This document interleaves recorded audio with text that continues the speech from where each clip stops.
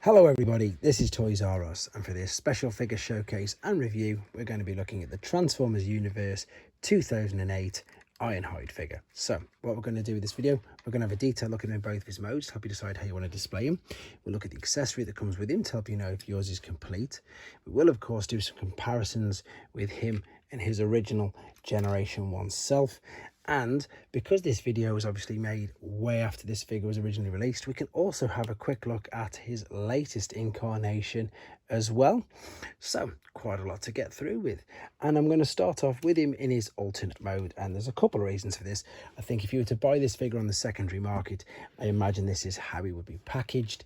And the other reason is because if you're going to get one new and open it, this is exactly how he is packaged. So what we're going to do, we're going to do something called first impressions first and foremost.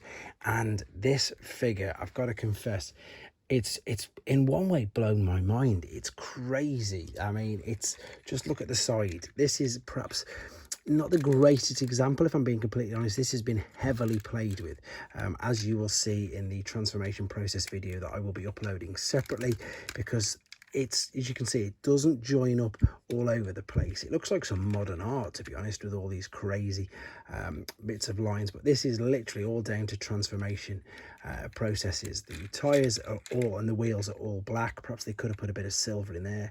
We've got the trim along here. Again, all these gaps are due to the fact that it is transformation.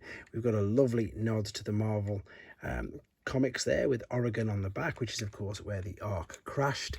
And I don't know if I can show you, there's like a bit of an automorph gimmick here. If I move the bumper up and down, no, I'll show you more in robot mode. You can't see it there at all. We've got the bumper, bit of detail there, bit of translucent plastic in the windows, so maybe they could have had something here.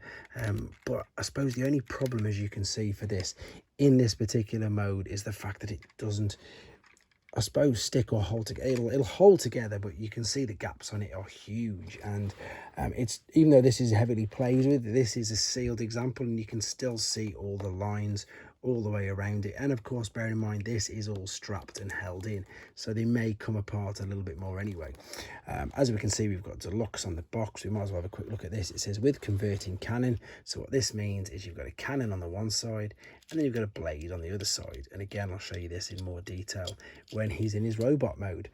If we spin him round, the stock photography looks a little bit better, doesn't it? It looks way better. It looks a bit, as you'll see in a second in robots, that it just looks that bit sharper, shall we say. If I bring this close here and say pause, you can read that for yourselves if you want. The same with this. If I slide it slowly up, you can start to read it for yourselves, because I can't read all them languages anyway. And we've got some adverts there for some other figures that were released in this particular toy line. So the Universe toy line is classed as, and I suppose it's starting the Generations main toy line as it's known now, in the U stands obviously comes under the chug as in the Universe. So Classics, Universe, Henkei and Generations. Right, what we're going to do now then, let's have a quick comparison with his G1 original self. You can clearly see that this guy is much bigger, and again, they've still got the same holes in the windows either side. There's no other homages to it, unfortunately. There's no yellow stripe down the side, no Autobot logo on the front, and as you can see, it's clearly a lot bigger. But I think that's all there is to say about him in this particular mode. Let's have a look at him now in his robot mode.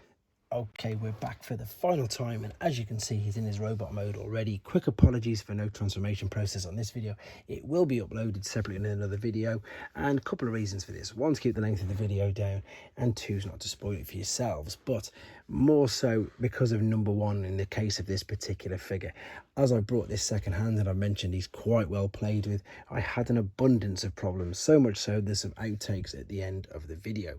But I like the robot mode. I think this is really cool. It's definitely one of the best versions of Ironhide, even though his head won't come up any higher than that. And this is just to do with how it's all meshed all together in there. I'll show you a few things to do with the transformation process, because again, I think this part here is kind of cool.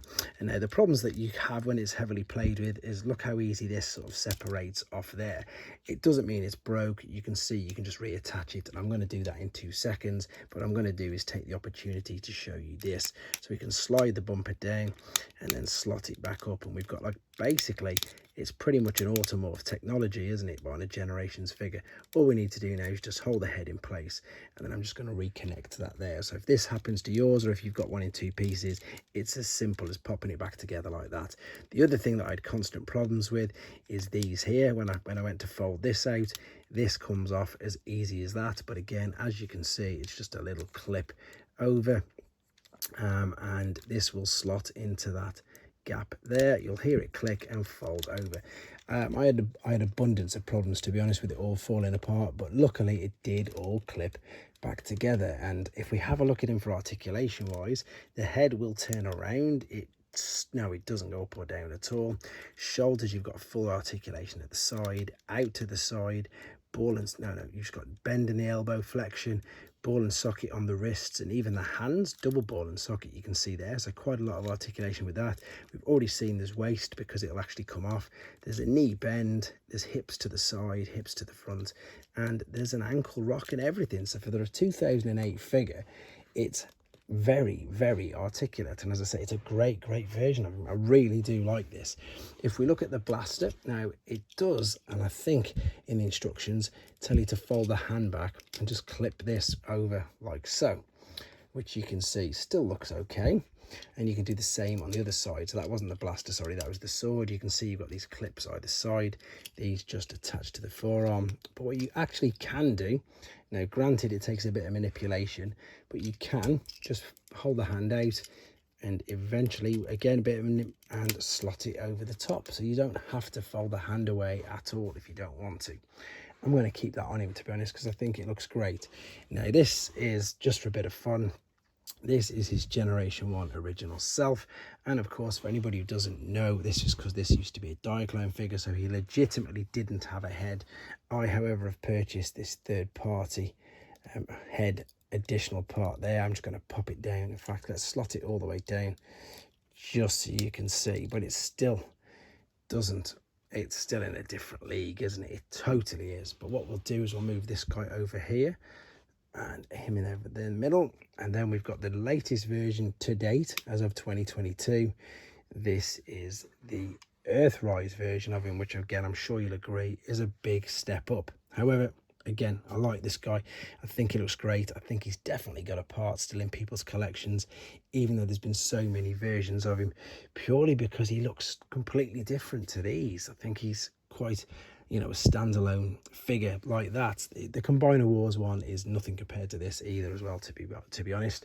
And I don't think there's much more to say. I think I'm going to end the video right there and say which version of your Ironhide is your favourite. Is there one on here that I've not picked? As I said, I've got the Combiner Wars one, but didn't really put him in the video because I think these two are better in their own right. Let me know which version is your favourite, and of course, take care, guys. Thanks for watching. Like and comment, and don't forget to subscribe.